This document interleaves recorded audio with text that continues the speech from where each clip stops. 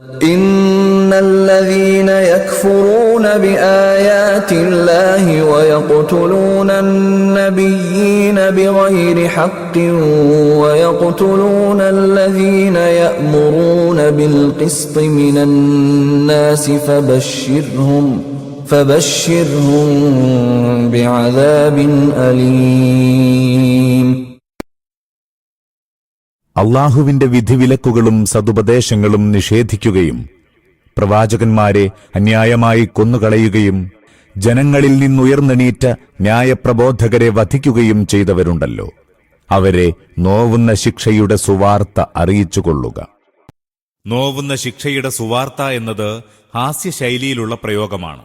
വളരെ നല്ല കാര്യങ്ങളെന്ന ഭാവേന തങ്ങൾ സന്തോഷപൂർവം ചെയ്തുകൊണ്ടിരിക്കുന്ന കർമ്മങ്ങളുടെ പരിണാമം ഇതാണെന്ന് അവരെ അറിയിക്കുക എന്നർത്ഥം. أولئك الذين حبطت أعمالهم في الدنيا والآخرة وما لهم من ناصرين. അവർ ഇഹത്തിലും പരത്തിലും കർമ്മങ്ങൾ പാഴായിപ്പോയവരല്ലോ, അവരെ തുണപ്പാൻ ആരുമേയില്ല. അവരുടെ കഴിവുകളും പരിശ്രമങ്ങളും തെറ്റായ മാർഗങ്ങളിൽ വിനിയോഗിച്ചതിന്റെ ഫലം ഇഹലോകത്തും പരലോകത്തും അവർക്ക് ദോഷകരമായിരിക്കും. അവരുടെ തെറ്റായ പ്രവർത്തനങ്ങൾക്ക് സത്ഫലങ്ങൾ നൽകുകയോ ദുഷ്ഫലങ്ങളിൽ നിന്ന് രക്ഷപ്പെടുത്തുകയോ ചെയ്യുന്ന ഒരു ശക്തിയുമില്ല. ഇഹത്തിലോ പരത്തിലോ രണ്ടിടത്തുമോ ഉപകരിക്കുമെന്ന് അവർ വിശ്വസിച്ചിരുന്ന ദൈവേതര ശക്തികളൊന്നും പരലോകത്തും അവരെ തുണയ്ക്കാനെത്തുകയില്ല.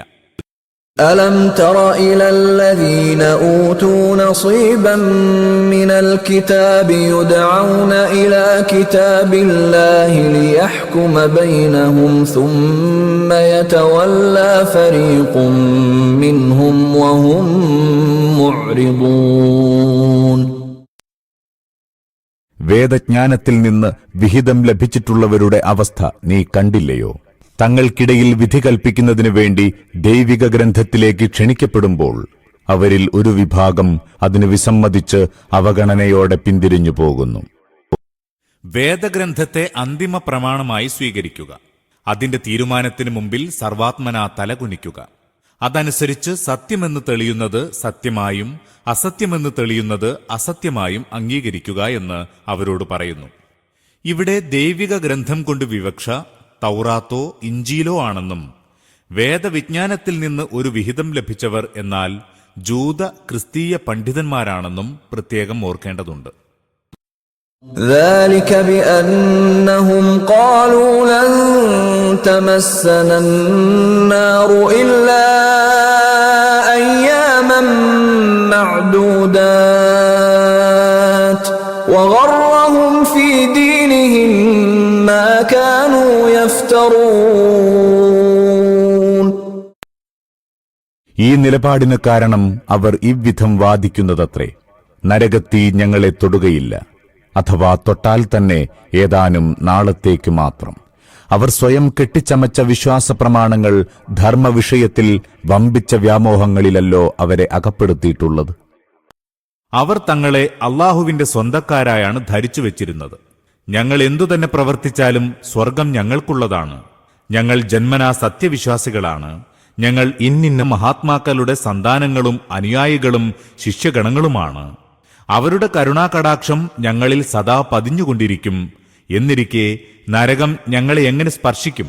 അഥവാ ഞങ്ങളെ നരകത്തിലിട്ടാൽ തന്നെ പാപമാലിന്യങ്ങളിൽ നിന്ന് പരിശുദ്ധരാകാനായി ഏതാനും ദിവസം മാത്രമേ അവിടെ നിർത്തുകയുള്ളൂ, പിന്നെ നേരെ സ്വർഗത്തിലേക്ക് കൊണ്ടുപോകുന്നതുമാണ്.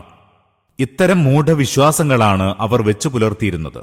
ഈ വിചാരം നീചമായ ഏത് മഹാപാപത്തിൽ മുഴുകാനും അവർക്ക് ധൈര്യം പകർന്നിരുന്നു. സത്യത്തിൽ നിന്നും പരസ്യമായി അവർ വ്യതിചലിച്ചു.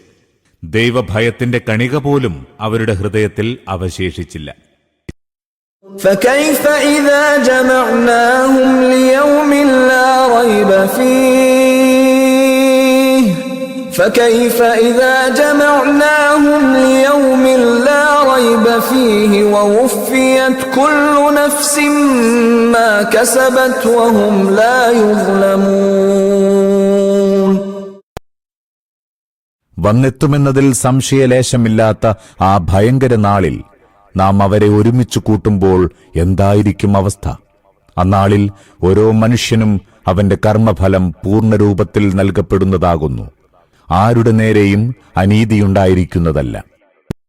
قل اللهم مالك الملك تؤتي الملك من تشاء وتنزع الملك ممن تشاء وتعز من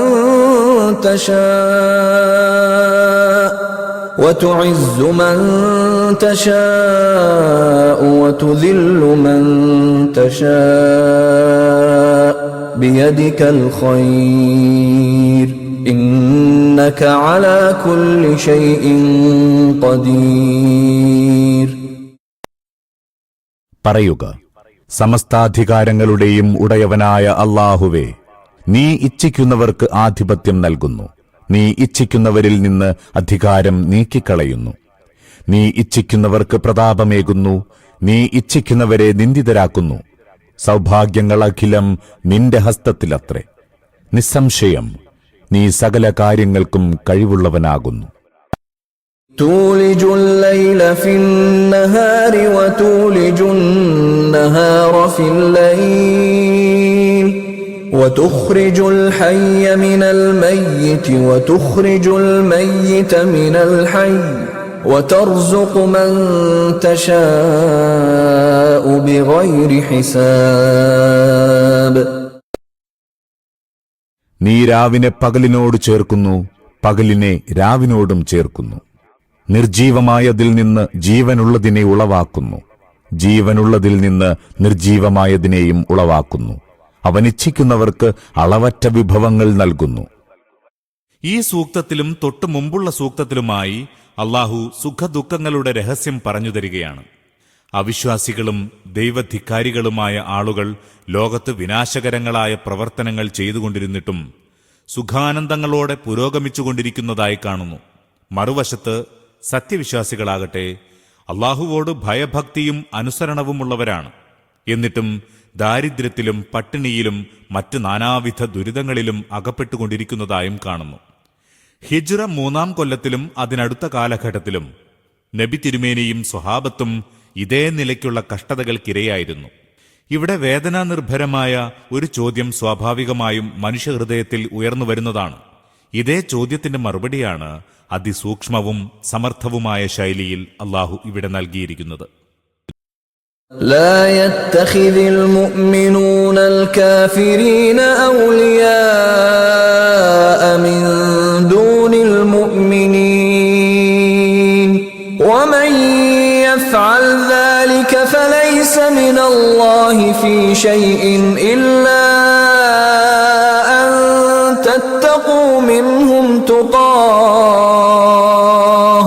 ويحذركم الله نفسه وإلى الله المصير. വിശ്വാസികൾ വിശ്വാസികളെ വെടിഞ്ഞ് നിഷേധികളെ ആത്മമിത്രങ്ങളും രക്ഷാധികാരികളുമായി സ്വീകരിക്കാൻ പാടില്ല. ആരെങ്കിലും അങ്ങനെ ചെയ്യുന്നുവെങ്കിൽ അവന് അല്ലാഹുവുമായി ഒരു ബന്ധവുമില്ല. പക്ഷേ ആ നിലപാട് അവരുടെ അക്രമത്തിൽ നിന്ന് രക്ഷ നേടുന്നതിനു വേണ്ടി താൽക്കാലികമായി കൈക്കൊണ്ടതാണെങ്കിൽ മാപ്പാക്കപ്പെടുന്നതാകുന്നു. എന്നാൽ അല്ലാഹു അവനെക്കുറിച്ച് തന്നെ നിങ്ങളെ ഭയപ്പെടുത്തുന്നു. അവങ്കിലേക്കല്ലോ നിങ്ങളുടെ തിരിച്ചുപോക്ക്. ഇസ്ലാമിന്റെ ശത്രുക്കളായ വല്ല സംഘത്തിന്റെയും പിടിയിൽ ഒരു സത്യവിശ്വാസി അകപ്പെട്ടു എന്ന് കരുതുക. അവരുടെ അക്രമമർദ്ദനങ്ങളെ ഭയപ്പെടുകയും ചെയ്യുന്നു എങ്കിൽ തന്റെ വിശ്വാസത്തെ രഹസ്യമാക്കി വെച്ച് പ്രത്യക്ഷത്തിൽ അവിശ്വാസികളുമായി അവരിൽപ്പെട്ട ഒരു വ്യക്തിയെന്നോണം പെരുമാറാൻ വിശ്വാസിക്ക് അനുവാദമുണ്ട്. അഥവാ ഒരു മുസ്ലിമാണെന്ന വസ്തുത വെളിപ്പെടുത്തുന്നത് ജീവന് ഭീഷണിയാണെങ്കിൽ അവിശ്വാസികളെ പ്രീണിപ്പിച്ച് സൗഹൃദം നടത്താവുന്നതാണ്. എന്നല്ല, കഠിനമായ ഭയം നേരിടുന്ന അവസ്ഥയിൽ സഹനശക്തിയില്ലാത്ത വ്യക്തിക്ക് കുഫറിന്റെ വാക്ക് ഉച്ചരിക്കാൻ പോലും അനുവാദമുണ്ട്. അല്ലാഹു അവനെക്കുറിച്ച് തന്നെ നിങ്ങളെ ഭയപ്പെടുത്തുന്നു എന്നു പറഞ്ഞതിന്റെ താൽപര്യം ഇതാണ്. അല്ലാഹുവെക്കുറിച്ചുള്ള ഭയം ഹൃദയത്തിൽ നിന്ന് നീങ്ങിപ്പോകും വിധം ജനങ്ങളെക്കുറിച്ച ഭയം നിങ്ങളുടെ ഹൃദയങ്ങളെ കീഴ്പ്പെടുത്തുന്നത് സൂക്ഷിക്കുക. മനുഷ്യന് കവിഞ്ഞാൽ നിങ്ങളുടെ ഇഹലോകം നാശപ്പെടുത്താനേ കഴിയൂ.